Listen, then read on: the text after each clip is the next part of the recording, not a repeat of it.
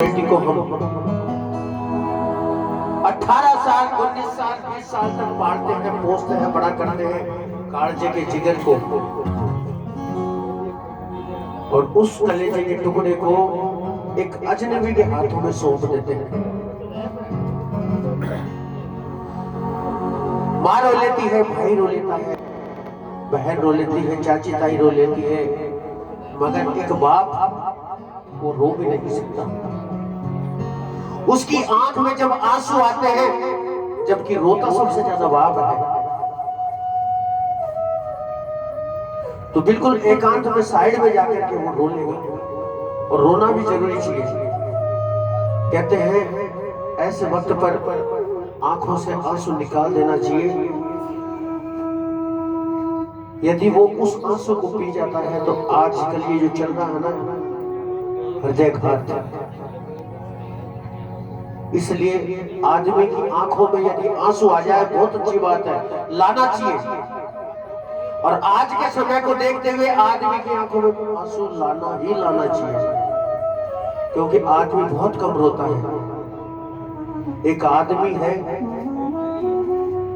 जो सारे गम पी जाता है,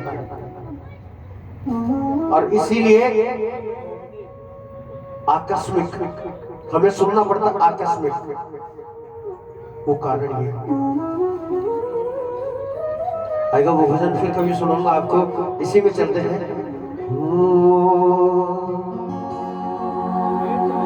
ऊंची तो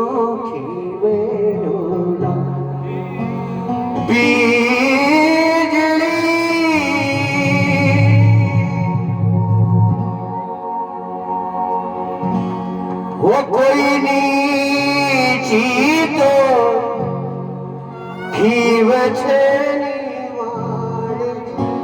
बताइए मैंने किस किस को आता है? सही से बताना ईमानदारी से, किस किस को आता है? ओ जियो गोरी का लैस कैरिया,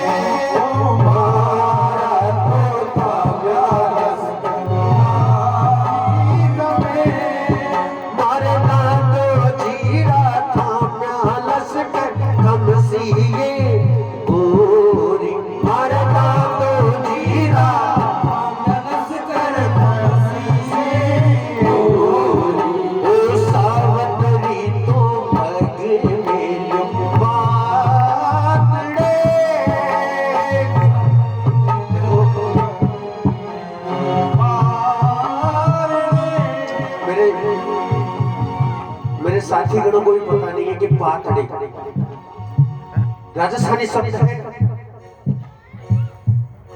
कोई बता सकता है?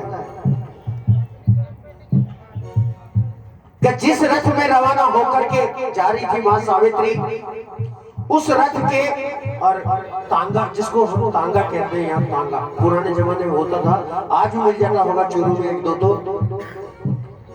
उस तांगे के पांव रखने का एक स्टैंड सा बना हुआ था, जिसको पांव रख करके उसके ऊपर चढ़ते हैं, उसको कहते हैं पातड़ा।